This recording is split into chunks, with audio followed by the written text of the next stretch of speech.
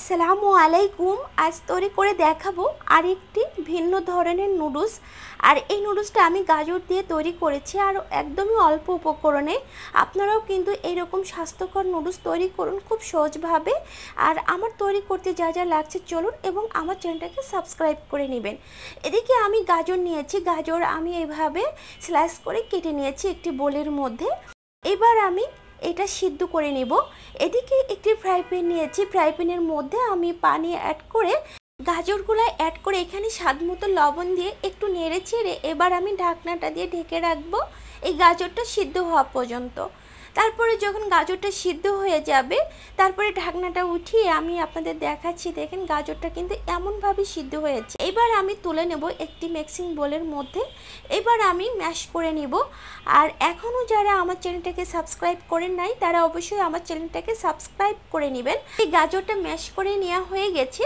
এর মধ্যে 1 কাপ ময়দা অ্যাড করব এবং 1 কাপ কর্নফ্লাওয়ার অ্যাড করে নিব। এবার আমি সব উপকরণগুলো একটি ডো মতো তৈরি করে নিব। আর এইভাবে চামচ দিয়ে আমি একটু ডো তৈরি করে নিচ্ছি। এবার আমি চামচটা উঠিয়ে হাতটা দিয়ে আমি ডো তৈরি করে নিব। আর এই ডোটা কিন্তু এরকম হবে। আর এই গাজরটা মনে হচ্ছে দানা দানা আছে, গাজরটা কিন্তু এমনই থাকবে।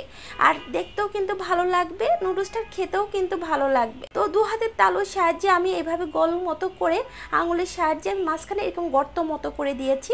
তো এইভাবে সব নুডলসগুলো আমি তৈরি করে নিয়ে এসেছি। তো এদিকে একটি ফ্রাই প্যানে পর্যাপ্ত পরিমাণে পানি আমি আগের থেকেই ফুটিয়ে রেখেছিলাম। এবার এই ফোটানো গরম পানির মধ্যে এই নুডলসগুলো আমি সিদ্ধ করে নিব। আর আপনারা যদি এইরকম নুডলস তৈরি করেন বাচ্চারা থেকে বড়রাও কিন্তু খুবই পছন্দ করবে। তো এই নুডলসটা আমি 2-3 মিনিট মতো পানিতে রেখে আমি তুলে নিব, একটু নেড়ে চেড়ে নিচ্ছি। হয়ে গেছে নুডলসটা সিদ্ধ, আমি এবার স্ট্যানারের সাহায্যে তুলে নিব। তো এইভাবে সব নুডলসগুলো আমি তুলে নিচ্ছি এই পানির থেকে।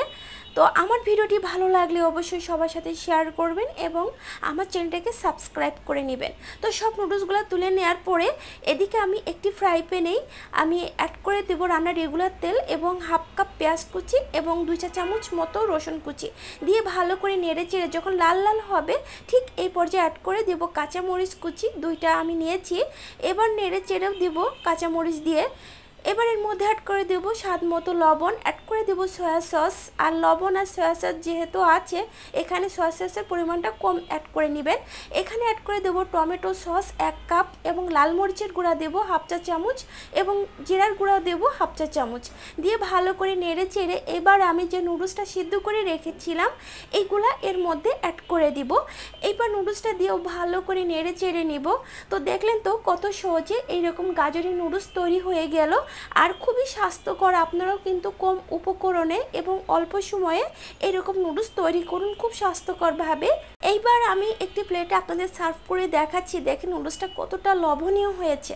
তো আমার ভিডিওটি ভালো লাগলে অবশ্যই সবার সাথে শেয়ার করবেন এবং আমার চ্যানেলটাকে সাবস্ক্রাইব করে নেবেন। তো আজ এই পর্যন্তই, আবারও কোনো নতুন ভিডিও নিয়ে আমি আপনাদের মাঝে হাজির হব। সে পর্যন্ত সবাই ভালো থাকবেন। আল্লাহ হাফেজ। আসসালামু আলাইকুম।